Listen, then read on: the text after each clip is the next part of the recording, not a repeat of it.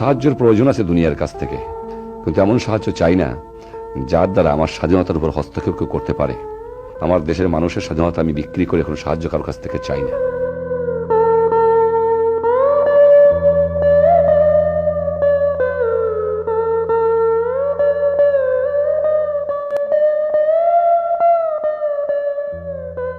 মাত্র কিছুদিন হলো আপনি দেশের শাসনভার নিয়েছেন। এই পর্যন্ত আপনি দেশের ক্ষয়ক্ষতি নির্ধারণের এবং দেশের যেসব প্রয়োজন এবং সমস্যা আছে এগুলোর অগ্রাধিকার নিরূপণের কোনো সুযোগ পেয়েছেন কি আপনি? নিশ্চয়ই আমাদের সরকার কাজ করছে, আর ড্যামেজ যা করেছে সেটা সত্যিকারে বড় কষ্টকর। তবে এটুকু বলতে পারি যে বর্বর পাকিস্তানি হামলাকারীরা আমার 30 লক্ষ লোককে প্রায় হত্যা করেছে।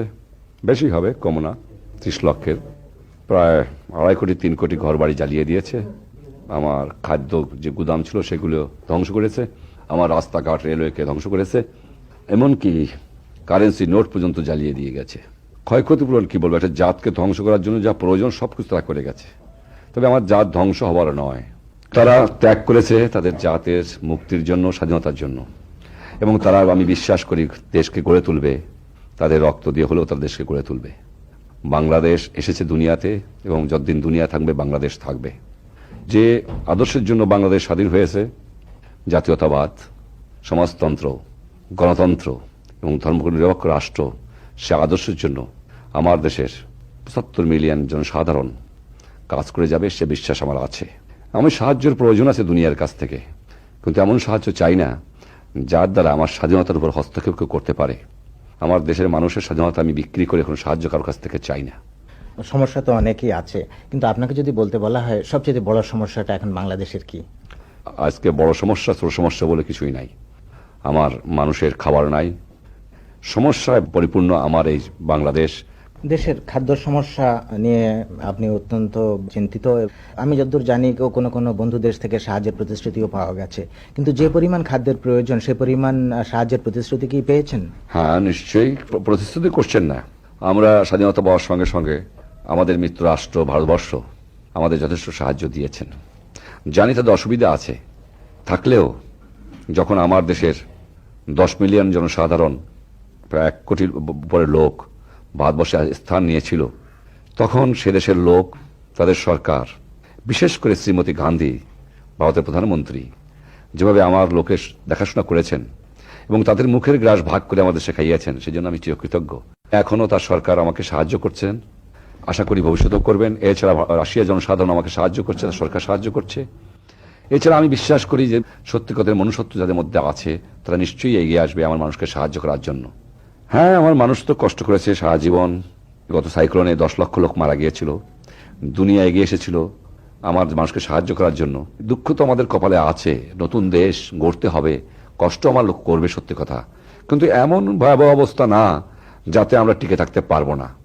খাদ্য ছাড়া অন্যান্য বাবদ যেসব সাহায্যের প্রয়োজন, অন্তত আপনাদের প্রশাসন ব্যবস্থা পুরোপুরি চালু করার জন্য, পুনর্গঠনের কাজ মোটামুটি শুরু করার জন্য, সেসব সাহায্যেরও মোটামুটি আশাব্যঞ্জক কোনো প্রতিশ্রুতি পেয়েছেন আপনি বন্ধু দেশগুলোর কাছ থেকে? যারা আমাদের ভালোবাসেন তারা তো নিশ্চয়ই সাহায্য করতে এগিয়ে আসতেছেন, তবে জানি না কেনা কতদূর করবেন।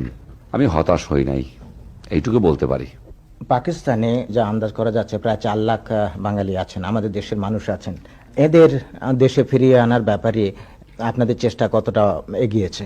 আমি জাতিসংঘের কাছে অনুরোধ করেছি, রেড ক্রসের কাছে অনুরোধ করেছি, এবং আমি বলে দিয়েছি যারা পশ্চিম পাকিস্তানের বাঙালিরা আছে তাদের ফেরত দেবার জন্য। এক্সচেঞ্জ অফ পপুলেশনে আমার আপত্তি নাই। তবে কথা হলো এই যে, একথা সত্য যে যারা অসামরিক বাহিনীর লোকেরা আমার দেশের মানুষকে হত্যা করেছে, অত্যাচার করেছে, মেরেছে, তাদের বিচার হবে।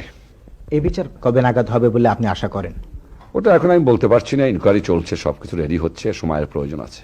দেশের মানুষ এখন স্বাধীন হয়েছে, এই স্বাধীন দেশের ভবিষ্যৎ আপনি কিভাবে স্বপ্ন দেখেন? স্বাধীন দেশের ভবিষ্যৎ, স্বাধীন মুক্ত মানুষ।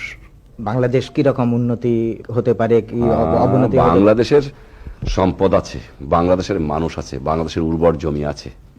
200 বছর ইংরেজ আমলে ইংরেজ বাংলাদেশকে শোষণ করেছে, তারপর 23 বছরে যা কিছু হাড়মাংস ছিল পশ্চিম পাকিস্তানে নিয়ে গেছে, কিন্তু স্বাধীন বাংলাদেশকে আর কেউ শোষণ করতে পারবে না, কোনো শক্তি দুনিয়ায় নাই, এবং এটা শোষণহীন সমাজ হবে, এবং এখানে হবে গণতন্ত্র, এখানে হবে সমাজতন্ত্র, এখানে হবে শোষণহীন সমাজ, এখানে হবে ধর্মনিরপেক্ষ রাষ্ট্র, এবং সেটা হবে জাতীয়বাদের ভিত্তিতে। জনসম্পদ দুনিয়ার সবচেয়ে বড় সম্পদ, সেটা বাংলার মানুষের আছে। আমিও দুনিয়া দেখেছি, কিন্তু এমন সোনার দেশ, এমন সোনার মাটি কোথাও দেখেছো তুমি? যদি আমার দেশের মানুষকে শোষণ কেউ না, বিদেশিরা না করতো, তাহলে আমার মানুষ এইভাবে দুঃখী আজ হতো না। যদি শোষণ বন্ধ করে দেবার পারি, অদূর ভবিষ্যতে আমার বাংলাদেশ সোনার বাংলা হবে। জয় বাংলা।